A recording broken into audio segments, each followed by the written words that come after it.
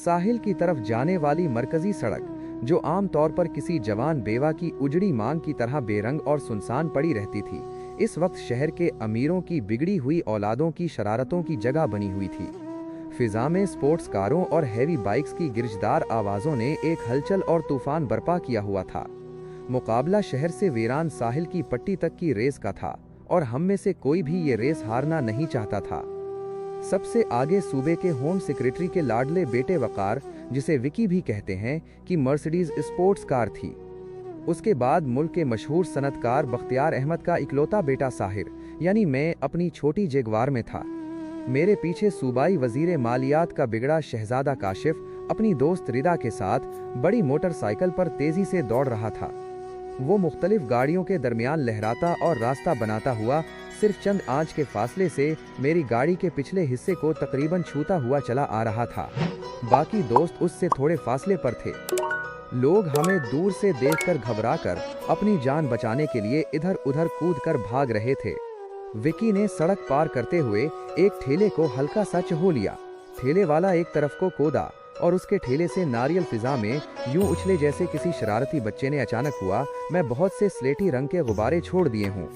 उनमें से एक नारियल किसी बम की तरह मेरी कार की अगली शीशे से टकराया और शीशे पर अगले ही लम्हे मकड़ी के जाले जैसी दरारें पड़ गईं। मेरी साथ बैठी गवर्नर की भांजी और मेरी बेहतरीन दोस्त एनी जोर से चीखी और उसके मुंह से अंग्रेजी गालियों और बुरी बातों का एक तूफान विकी के लिए निकल पड़ा। मेरे पीछे आते हुए काशिफ की 150 किलोमीटर की रफ्तार से दौड़ती हुई बाइक का पहिया नारियल के ऊपर चढ़ गया। बाइक फिजा में यूं उछली जैसे किसी तोप से निकला हुआ गोला, लेकिन काशिफ ने अपना होशो हवास काबू में रखे और बाइक को जमीन पर लगते ही एक तरफ झुकाकर उल्टने से बचा लिया। अलबत्ता उसके पीछे आते हुए दो मोटरसाइकिल सवार खुद को बचा नहीं पाए। सड़क पर दौड़ तक उनकी बाइक्स के गिरने की आवाजें और रगड़ें गूंजती रहें। शायद रेस में शामिल एक आध कार भी टकराई, लेकिन मैं मुड़कर देख नहीं पाया, क्योंकि उस वक्त मेरी सारी तवज्जो आगे सड़क पर दौड़ती विकी की मर्सिडीज पर थी। वो जानता था कि अब साहिली पट्टी सिर्फ चंद किलोमीटर ही दूर रह गई है, लिहाजा वो अपनी गाड़ी को सड़क पर दोनों तरफ दाएं बाएं हरकत देते हुए आगे बढ़ रहा था, ताकि मेरी गाड़ी को आगे निकलने का कोई रास्ता न मिल सके। काशिफ गाड़ी की खिड़की से हाथ निकाल कर मुझे गुस्सा दिलाने के लिए मुख्तलिफ इशारे भी कर रहा था। इस अमल में उसके साथ वाली सेट पर बैठी उसकी बाहर से आई हुई कजन टेना भी बराबर का साथ दे रही थी, जो एनी को मजीद गुस्सा दिलाने का सबब बन रहा था। आखिरी 10 किलोमीटर का बोर्ड देखते ही एनी ने मायूसी से सर हिलाया। नहीं साहिर, अब हम नहीं जीत सकते, फासला बहुत कम रह गया है, हम हार गए साहिर। Damn it. मैंने एनी को कोई जवाब नहीं दिया और गियर बदलकर रेस के पैडल पर दबाव बढ़ा दिया। एनी भी जानती थी कि मुझे हार से किस कदर शदीद नफरत थी। मैंने हारना सीखा ही नहीं था। हम जिंदगी में जीतना सीखें या ना सीखें, जीत हमें खुद ही सब सिखा देती है। अलबत्ता हार को बाकायदा सीखना पड़ता है कि हार आपको खुद कुछ नहीं सिखाती। लेकिन मैं खुद फिलहाल इस फन से नावाकिफ था, और कम से कम आज तो मैं किसी सूरत हारना नहीं चाहता था, क्योंकि मुकाबले पर मेरा पुराना दुश्मन विकी जो था। इस रेस का ख्याल कल रात ही हमारे शैतानी दिलों में उस वक्त आया था जब हम क्लब के नीले धुएं से भरे माहौल में अपने अपने नशे वाले सिगरेट के गहरे कश लगा रहे थे। फिजा में धुएं और बेर की मिली जुली खुशबू फैली हुई थी, और धुआं पीने के इस अमल में हम में से हर एक का साथी भी पूरे जोरों शोर से शरीक था। सिर्फ एनी ही उनमें एक ऐसी लड़की थी जिसका सांस इस मखसूस धुएं की ज्यादती से रुकने लगा था। तब वो मेरा हाथ पकड़कर जबरदस्ती मुझे क्लब रूम से बाहर खुली हवा में खींच लाई थी। उफ साहिर, क्यों पीते हो ये जहर? नफरत है मुझे इस धुएं से। लेकिन कल रात एनी की बात शुरू होने से पहले ही वकार ने बहस छेड़ दी थी कि उसके बाप ने पिछले हफ्ते ही उसे नई स्पोर्ट्स मर्सिडीज लेकर दी है और वो उसे 250 किलोमीटर की रफ्तार से दौड़ाता हुआ कॉलेज आ सकता है। काशिफ ने चिढ़कर उसे रेस लगाने का चैलेंज दे दिया। रफ्ता रफ्ता बहस बहुत बढ़ गई कि हम सब ही ने इस रेस में शरीक होने का फैसला कर लिया। इसके नतीजे में आज हम सब की गाड़ियां और बाइक्स इस साहिली सड़क पर आग निकालती हुई दौड़ रही थीं। रेस खत्म होने का पॉइंट साहिल पर बने हुए लकड़ी के छोटे घरों के ऐन सामने जाकर खत्म होने वाली यही स्याह डामर की सड़क थी। वहां पहले ही से कॉलेज का पूरा एक ग्रुप बड़ी भेड़ की शक्ल में चीख चलाकर और नारे लगाकर हमारा हौसला बढ़ा रहा था। इन्हीं में वो 2 लड़के भी मौजूद थे जिनके हाथ में सफ़ेद रुमाल थे, जिन्हें आखिरी जीत का सबूत देने के लिए हमने बतौर मुंसिफ वहां खड़ा किया था। आखिरी पॉइंट अब सिर्फ 2 किलोमीटर की दूरी पर रह गया था और हमारी स्पोर्ट्स कारें जिस रफ्तार से दौड़ रही थीं, उस हिसाब से ये 2 किलोमीटर सिर्फ 2 सेकंड की दूरी पर थे। विकी किसी सूरत मुझे आगे निकलने का मौका नहीं देना चाहता था और मुझे बस एक सही लम्हे की तलाश थी। और फिर वो लम्हा एक ऊंचे रेत के टीले की सूरत में मुझे नजर आ ही गया। सड़क के आखिरी हिस्से से कुछ कदम पहले सड़क की बाएं जानिब रेत कुछ इस तरह जमा हो गई थी कि एक ऊंचा सा टीला बन गया था। मैंने गियर बदला और चलाकर एनी से कहा, सेट बेल्ट अच्छी तरह बांध लो। एनी ने शायद मेरी आंखों में चमकती रोशनी को देख लिया था।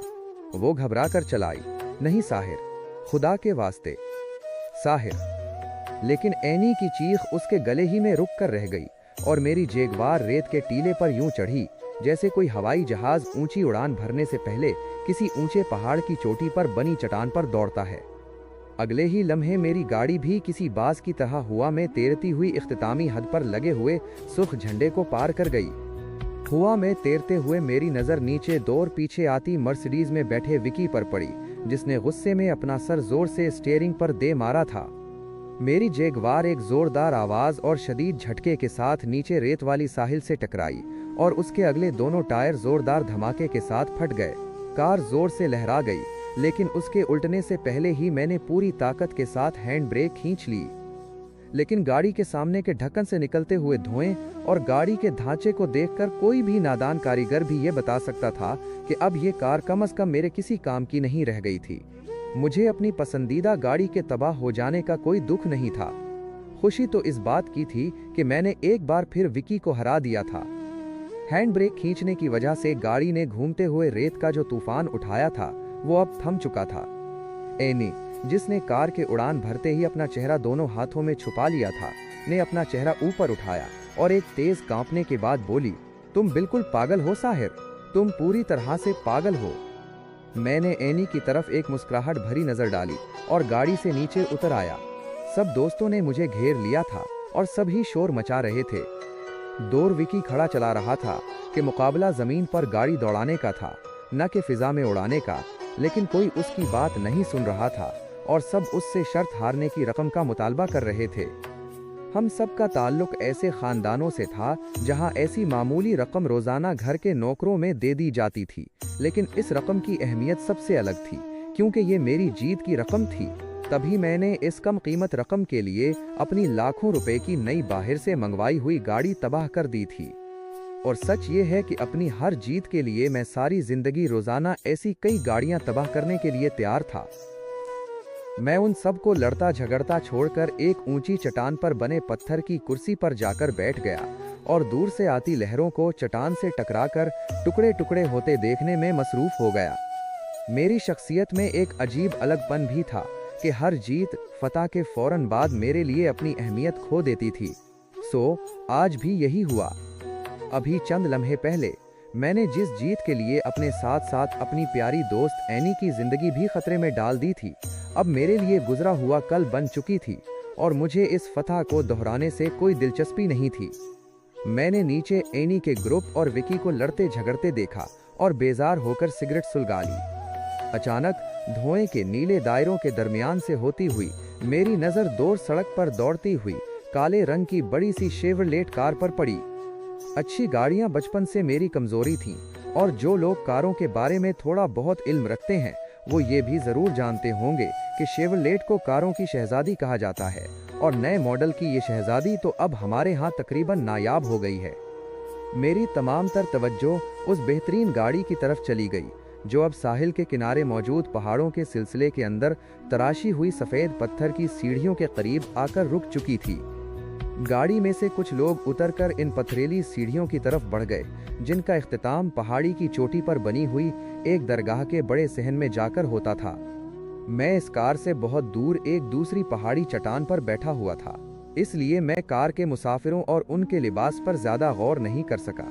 बहरहाल ये बात मेरे लिए काफ़ी हैरान कुन थी कि इस नए दौर में भी ऐसे अमीर घरानों के लोग ऐसी दरगाहों पर हाजिरी देने के लिए आते थे। हम इंसानों ने खुद को सुकून देने के लिए कैसे कैसे बहाने ढूंढ रखे हैं। अचानक मेरे दिल में उस गाड़ी को करीब से देखने की शदीद ख्वाहिश उभरी। वैसे भी मैं यहाँ बैठा बैठा बेजार हो रहा था। मैंने चट्टान से नीचे साहिल की तरफ नजर दौड़ाई तो सभी को अपने काम में लगा हुआ पाया। कोई बारबेक्यू की तैयारी कर रहा था तो कोई अपनी गाड़ी से बहुत बड़े स्पीकर और मौसीकी के आलात उतार रहा था। एनी ने दूर से हाथ हिलाकर मुझे नीचे आने का इशारा किया। मैंने जवाबन उसे इशारा किया कि मैं जरा घूम कर आता हूँ। चट्टान से दूसरी जानिब उतरने के बाद मैं साहिल के साथ साथ चलता हुआ दूसरी पहाड़ी के करीब पहुंच चुका था। वो कार अब भी वहीं खड़ी थी और एक यूनिफॉर्म पहना ड्राइवर उसका इंजन का ढक्कन उठाए गाड़ी ठंडा करने वाले आले में पानी डाल रहा था। कहते हैं सवारी भी इंसान के साफ सुथरे होने को जांचने का एक जरिया होती है, और इस बात का अंदाज़ा अगर इस गाड़ी से लगाया जाता तो यकीनन उसका मालिक बहुत नफीस शख्सियत का मालिक होना चाहिए था, क्योंकि गाड़ी को बड़े अच्छे तरीके से संभाला गया था। मैं कुछ देर शौक से गाड़ी को देखता रहा। इतने में ड्राइवर ने मेरी गहरी तवज्जो नोट कर ली और मुस्कुराकर बोला, क्यों साहब, क्या देख रहे हैं? गाड़ी पसंद आ गई है क्या? मेरे होंठों पर भी मुस्कुराहट फैल गई। गाड़ियों का कोई भी शौकीन पहली ही नज़र में इस गाड़ी का आशिक हो सकता है। ड्राइवर मेरी बात सुनकर जोर से हंस दिया और फख्र से बोला, सच कहा आपने। दरअसल हमारे सीठ साहब ने भी सारी उम्र में यही एक शौक पाला है, बल्कि उन्हें तो बहुत अच्छी से अच्छी गाड़ी रखने का शौक है। अब इस गाड़ी को देख लें, पिछले महीने ही अमेरिका से मंगवाई है। हमारे साहब को जापानी गाड़ियां बिल्कुल भी पसंद नहीं। वो तो कहते हैं कि जापान वालों ने गाड़ियों को छोटा करके उनकी बुराई की है। ड्राइवर बात करते करते किसी के आने की आवाज़ सुनकर अचानक बाअदब सा हो गया और जल्दी से इंजन का ढक्कन बंद करके पिछले दरवाजे की तरफ लपका। मैंने चौंक कर ड्राइवर की नज़र का पीछा करते हुए ऊपर जाती सीढ़ियों पर नज़र डाली और चंद लम्हों के लिए हैरान सा रह गया। ऊपर से एक बड़ी उम्र की औरत के साथ एक परी जैसे चेहरे वाली हसीन खूबसूरत लड़की धीरे धीरे कदम उठाती सीढ़ियां उतर रही थी। उसकी चाल में एक ऐसा अंदाज था गोया कोई हंस पानी में तीर रही हो। औरत और लड़की दोनों ने खुद को मुनासिब हद तक बड़ी चादरों से ढांप रखा था और उस अदा से भरी ने अपने चेहरे पर बारीक नकाब की तह भी डाल रखी थी। लेकिन सच तो ये है कि इस काले नकाब ने उसके चेहरे की चमक कहीं ज्यादा बढ़ा दी थी। ऐसा नहीं था कि मैं इससे पहले खूबसूरती से वाकिफ न था, लेकिन कुछ रोशन चेहरे ऐसे भी होते हैं जो खूबसूरती और मासूमियत को नई तारीफ और नए माना दे जाते हैं। वो चेहरा भी ऐसा ही और लाखों में एक था। ड्राइवर ने भागकर दोनों पिछले दरवाजे खोल दिए थे। लड़की ने नजर उठाकर भी मेरी तरफ नहीं देखा और एक बेनियाजी के अंदाज से चलती हुई जाकर गाड़ी में बैठ गई। ड्राइवर ने जल्दी से गाड़ी के दरवाजे बंद किए और गाड़ी एक झटके से आगे बढ़ गई। तभी मुझे भी जैसे एक झटका सा लगा और मैं अपने होशो हवास में वापस आ गया, लेकिन तब तक कार काफी दूर जा चुकी थी। मुझे खुद पर शदीद गुस्सा आया। ये कैसी बेख्याली थी? कम से कम मुझे गाड़ी का नंबर तो नोट कर लेना चाहिए था। इस वक्त मैं खुद अपनी इस अजीब सी बेचैनी और कुछ खो देने के एहसास को कोई भी नाम देने से आजिज था। मैंने जोर से सर को यूं झटका जैसे खुद को उन बेहद उदास और ठहरी हुई झील जैसी आंखों के जादू से आज़ाद करवाने की कोई नाकाम सी कोशिश की हो। अचानक ही मेरी नज़र पहाड़ी की चोटी पर पड़ी और मेरे कदम खुद ब खुद उन पत्थरों वाली सीढ़ियों की तरफ बढ़ गए जिनका इख्तिताम ऊपर बनी दरगाह पर होता था। शायद मेरे दिल में कहीं न कहीं ये ख्वाहिश पैदा हो गई थी कि आखिर ऐसी क्या बात है इस पत्थर की बनी सफ़ेद और सादा सी इमारत में, जिसकी ज़ियारत के लिए इस फूल जैसे चेहरे वाली के नरम कदम इतनी दूर तक उठे थे। दूर से देखने में वो दरगाह इतनी ऊंचाई पर नज़र नहीं आती थी, लेकिन जब मैं आखिरी सीढ़ी चढ़कर दरगाह के सहन में पहुंचा तो पसीने में भीगा हुआ और तेज तेज सांस ले रहा था। वहाँ काफ़ी मेहमान मौजूद थे जो अपने तौर पर अपनी अपनी दुआओं की कबूलियत के लिए कुछ न कुछ कोशिश कर रहे थे।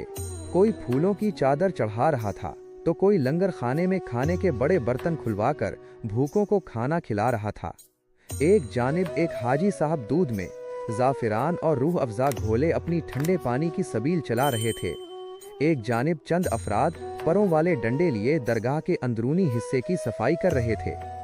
मुझे एक लम्हे को यूं लगा कि जैसे जिसका गुनाह जितना बड़ा है वो उसी हिसाब से बदला अदा करने की कोशिश में लगा हुआ है। लेकिन क्या ये सब कुछ करने से हम इंसानों की दुआएं पूरी हो जाती होंगी? गुनाहों का बदला अदा हो जाता होगा। मैं अपनी सोचों में गुम खड़ा था कि अचानक मेरे पीछे से एक भारी लेकिन नर्म सी आवाज़ उभरी, क्या मैं आपकी कुछ मदद कर सकता हूँ? मैं चौंक कर पीछे मुड़ा। मेरे सामने मेरी ही उम्र का एक जवान हाथ में तस्बीह और होंठों पर एक मीठी सी मुस्कुराहट लिए खड़ा था। सफ़ेद रंग के करते शलवार में पहना हुआ और चेहरे पर काली घनी दाढ़ी खूब लग रही थी। उसकी आंखों में एक खास चमक और लहजे में अजीब सी मिठास थी। मैंने मुस्कुराकर जवाब दिया, जी बहुत शुक्रिया, मैं बस यूं ही इस तरफ चला आया था। आपका नाम? तारीफ के लायक तो कुछ भी नहीं है मेरे पास।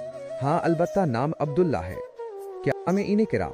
कहानी का दूसरा हिस्सा सुनने के लिए जुड़े रहें हमारे चैनल अयाज मॉरल स्टोरीज के साथ। हर रोज पाकिस्तानी टाइम के मुताबिक शाम 6 बजे वीडियो अपलोड कर दी जाती है। आप सब पर अल्लाह की रहमत हो।